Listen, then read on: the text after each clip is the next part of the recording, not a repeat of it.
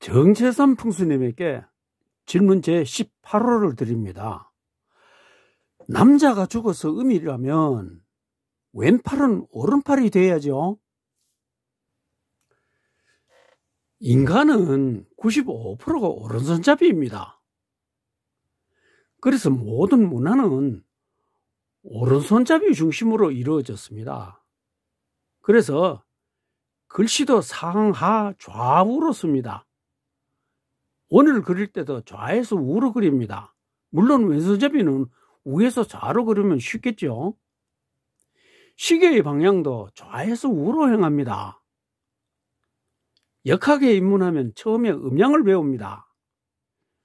상하, 위는 양이고 아래는 음이고 좌는 양이고 우는 음이고 살아있는 것은 양이고 죽으면 음이고 순, 시계 방향이죠. 순은 양이고 반대 방향은 음이고 먼저 선두는 양이고 꼬리는 음이고 시작하면 양이고 끝이면 음이고 우리 제사상 차릴 때 조율시익 하면서 좌에서 우로 과일을 넣지요. 그리 대추가 먼저 들어가니까 시작이 양이고 끝은 음이다 이 말입니다. 두미 생선 머리는 머리와 꼬리가 있는 건 머리가 양이고 꼬리가 음이라 입니다. 천지 만물 가운데 사람이 가장 귀합니다. 사람과 사람 사이의 서열은 상하 좌우의 순입니다. 홀수면은 중간이 우선이고 그 다음에 왼쪽이고 오른쪽입니다. 자기들끼리 비교하는 겁니다. 우리 보는 사람 비교가 아닙니다. 그 이외의 천지 만물은 사람이 주관합니다. 이게 굉장히 중요합니다. 천지의 만물은 사람이 주관한다. 이거를 이해를 못하니까 전부 지금 혼란을 초래하는 거예요. 사람이 주관하므로 양의 물건은 사람도 죽으면 양의 물건이죠. 남자가 죽으면 여자가 죽으면 음의 물건이고 양의 물건은 짝수일 때는 사람 기준 좌쪽에 우선하고 음의 물건은 그 다음이다 이 말이에요. 홀수는 가운데가 우선하고 왼쪽에 그 다음에 오른쪽에 이렇게 놓는다 이 말입니다. 사람도 죽으면 물건이라고 하는 거 꼭 기억하세요. 천지 만물은 사람이 주관하는 거고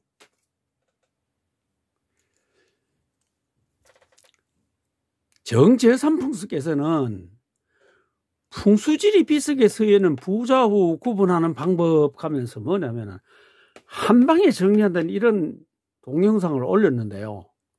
여기 자신이 주장한 이론까지도 엉터리가 되어버렸어요. 전통예법에서 산자와 죽은 자의 방위가 다르죠. 살은 사람은 남자는 양이고 여자는 음이라 청룡은 양이고 백호는 음이다. 망자는 뭐냐면 죽은 사람은 산 사람과 반대로 모시는 것이 예법이다. 물고이니까 반대가 되죠. 그렇죠? 어렵게 이야기할 이유가 없잖아요. 이때도 기준은 남편이다. 양인 남편이 죽으면 음으로 돌아가기 때문에 음의 방인 서쪽, 백호방이 모시는 예법이다. 왜 이렇게 어렵게 설명을 해요? 천지 만물은 사람이 주관하고 물건은 배치하는 사람의 좌우에 따라 한다고 하면 되는데 왜 이렇게 어렵게 이야기를 합니까? 자, 이게 산자를 이야기합니다. 산자는 양이다 말이요. 음이다. 자, 살아있는 사람은 어떤 방향으로 우리 쪽으로 보죠.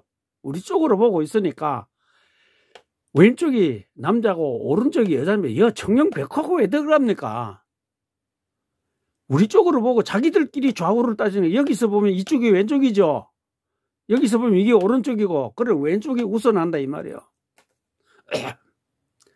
자, 산 사람을 보세요. 아까 뭐라 했습니까? 사람과 사람 비교는 우리 쪽으로 보고 있다 이 말이에요. 남자가 왼쪽에 여자가 오른쪽에 있다 이 말이에요. 자, 이것은 뭐냐? 미국 대통령이 한국 방문했을 때 지금 기자회견하는 자리입니다. 이쪽이 왼쪽이죠. 주인 자리다 양. 이건 손님 자리죠. 아무리 미국이 강대국이지만 우리나라는 손님이에요. 자, 이거는 세 사람입니다. 자, 미국에서 미국에서 한미일 정상회담을 하고 사진을 찍은 건데 미국이 1번 가운데 섰죠. 가운데. 그 다음에 1번이 여기서 보면은 이게 왼쪽이죠. 그리고 이게 2번이고 우리 한국 대통령이 3번입니다. 왜냐? 미국의 입장에서는 1번이 더 가깝죠. 그래서 1번, 2번, 3번 자기들이 이렇게 하는 거예요. 그러니까 5명이 되면 뭡니까?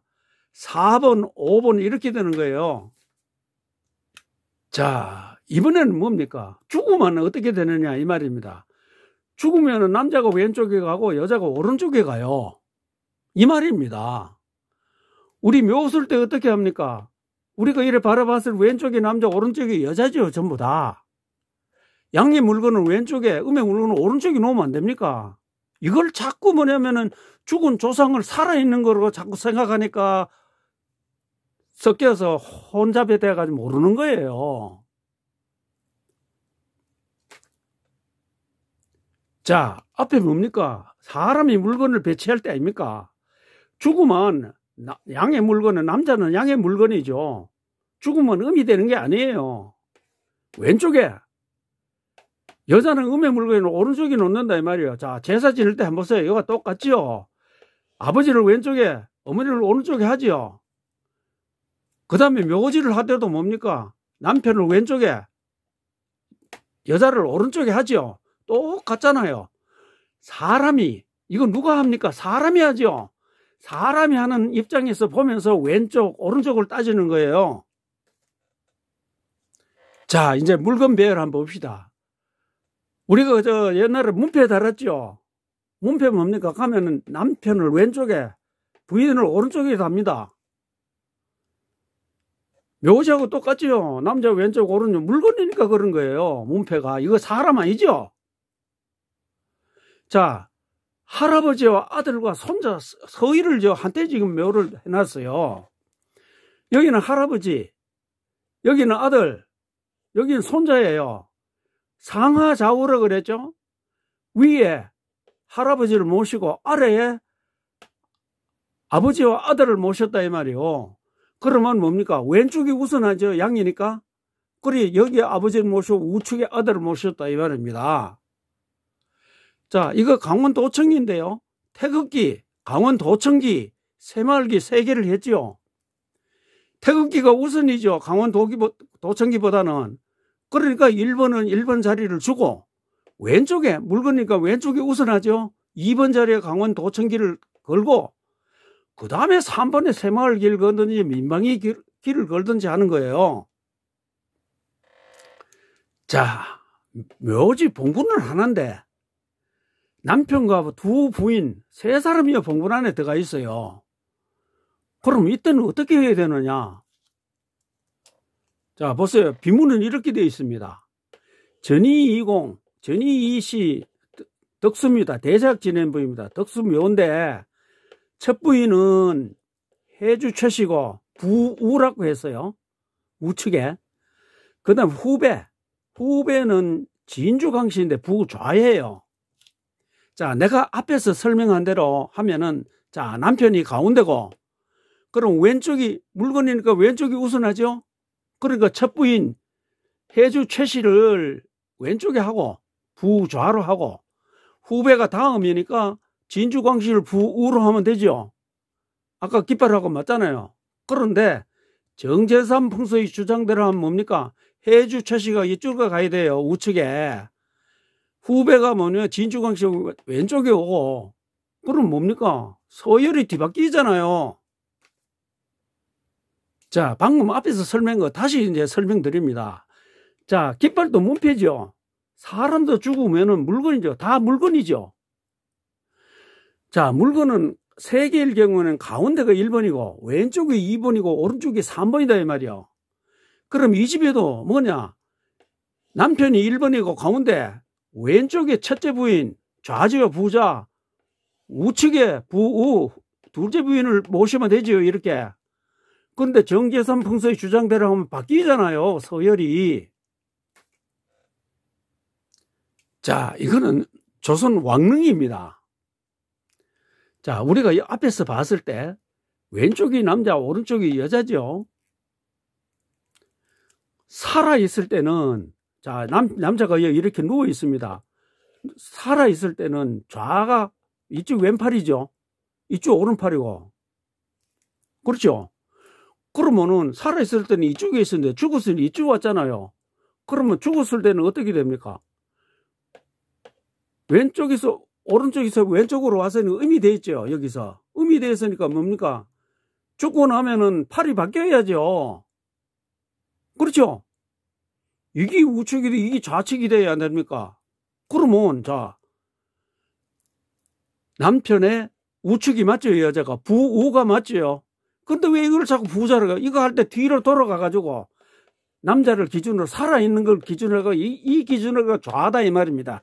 세상 천재 이런 논리가 어디서요 그래? 자, 이거 한번 보세요. 예. 그렇다면은 빈문에 부자라고 표기될 때는 어떤 경우인가?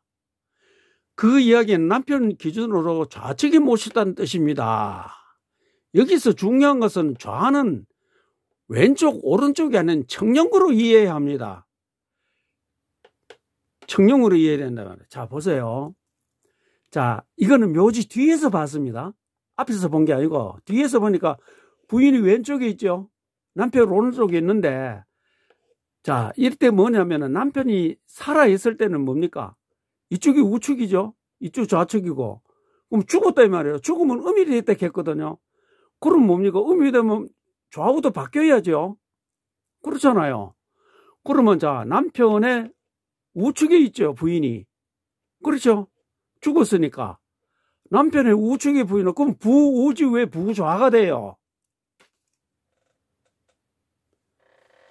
정재산풍수님, 우리 인류는 장관 세월 속에서 관습이라는 것이 만들어졌습니다. 관습이란 한 사람 한 사람의 행동이 반복되면 습관이 되고 그 습관이 모아지면 관습이 됩니다.